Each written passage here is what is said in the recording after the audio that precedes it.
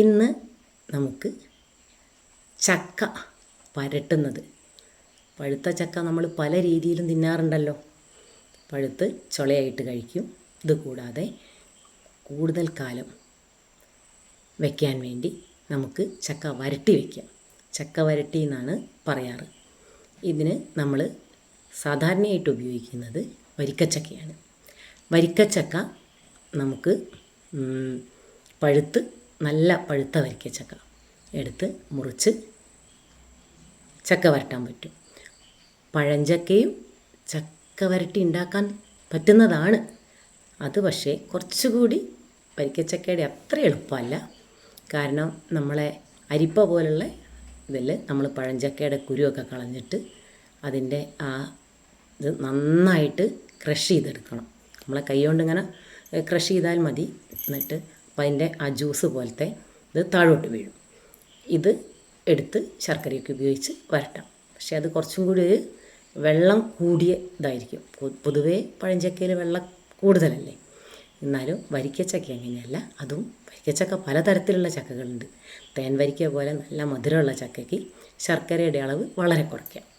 ചില വരിക്കച്ചക്കയിൽ മധുരം കുറവാണെങ്കിൽ അതിനനുസരിച്ച് നമുക്ക് ശർക്കര ആഡ് ചെയ്ത് കൊടുത്താൽ മതി.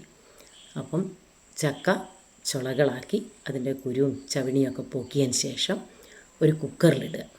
ഒരു 2-3 വിസിലടിച്ചതിന് ശേഷം പൂർണ്ണമായി തണുത്തതിന് ശേഷം അത് ഈ കുക്കറിലിടുന്ന സമയത്ത് വേണമെങ്കിൽ നമുക്ക് ആ കുക്കറിലേക്ക് 2-3 ആണി ശർക്കരയും കൂടി ചേർക്കാം.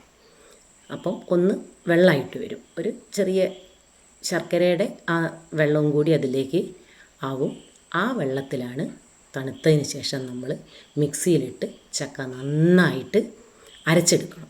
അപ്പോൾ നല്ലൊരു പൾപ്പ് രൂപത്തിലായിരിക്കും ഇത് വരിക.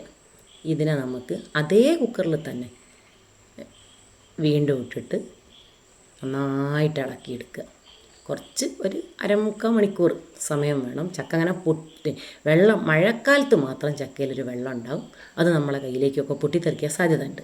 അപ്പോൾ ഒന്ന് ശ്രദ്ധിച്ചിട്ട് നന്നായിട്ട് വലിയ ചട്ടുകൊക്കെ എടുത്ത് നന്നായിട്ടൊന്ന് ഇളക്കി ഒരു വിധം ബ്രൗൺ കളറായി വരുമ്പോൾ മധുരം നോക്കിയിട്ട് വേണമെങ്കിൽ നമുക്ക് ശർക്കര ചേർക്കാം. അല്ലെങ്കിൽ ആ മധുരം തന്നെ മതിയെങ്കിൽ അവസാനം നല്ല ബ്രൗൺ കളറാകുമ്പോൾ കുറച്ച് നെയ്യ് കൂടി അതിലേക്ക് ആഡ് ചെയ്ത് നല്ല അടിപൊളി ചക്ക വരട്ടി ഉണ്ടാക്കാം. ഈ ചക്ക വരട്ടി കുറച്ചും കൂടി സമയം നമ്മൾ എടുക്കുകയാണെങ്കിൽ, ഒന്നും കൂടി വരണ്ട് കിട്ടുകയാണെങ്കിൽ നമുക്ക് പ്ലേറ്റിലൊക്കെ പാർന്നിട്ട് ഹലുവ പോലെ മുറിച്ച് കുട്ടികളൊക്കെ ഉള്ള വീട്ടിലാണെങ്കിൽ ഉപയോഗിക്കാം. അല്ലാതെ അധികം ഡ്രൈ ആക്കാതെ എടുത്താൽ പായസത്തിന് ഉപയോഗിക്കാം. എന്തായാലും പല തരത്തിലുള്ള പലഹാരങ്ങൾ ഉണ്ടാക്കാൻ ഈ ചക്ക വരട്ടി ഉപയോഗിക്കും. അപ്പം ഉണ്ടാക്കാൻ ഉപയോഗിക്കാം, അട ഉണ്ടാക്കാൻ ഉപയോഗിക്കാം, പായസം ഉണ്ടാക്കാൻ ഉപയോഗിക്കാം. പിന്നീട് ഒരു വർഷം, അടുത്ത വർഷത്തെ ചക്ക വരുന്നത് വരെ നമുക്ക് വരട്ടി സൂക്ഷിക്കാം. കാരണം ഫ്രിഡ്ജിലല്ല വെക്കേണ്ടത്, ഫ്രിഡ്ജിൻ്റെ ഫ്രീസറിലാണ് വെക്കേണ്ടത്. ആവശ്യത്തിന്. അപ്പോൾ പ്രിയപ്പെട്ടവരെ, ഇന്നത്തെ ഞങ്ങളുടെ ചക്ക വരട്ടി ഇഷ്ടമായിട്ടുണ്ടെങ്കിൽ എല്ലാവരും നമ്മളെ ലൈക്കും ഷെയറും സബ്സ്ക്രൈബും ഒക്കെ ചെയ്ത് പ്രോത്സാഹിപ്പിക്കണം. ഞാനിതാ ഇത് തിന്നുകൊണ്ടിരിക്കുകയാണ്. വളരെ ടേസ്റ്റാണ്. മുകളിൽ വീഡിയോയിൽ പറഞ്ഞതുപോലെ ഒരു വർഷം വരെ ഇത് നമുക്ക് ഫ്രിഡ്ജിൽ സൂക്ഷിക്കാവുന്നതാണ്. നല്ലൊരു വിഭവമാണ്. അപ്പോൾ എല്ലാവരും ഒന്ന് ട്രൈ ചെയ്യുക, അഭിപ്രായങ്ങൾ അറിയിക്കുക.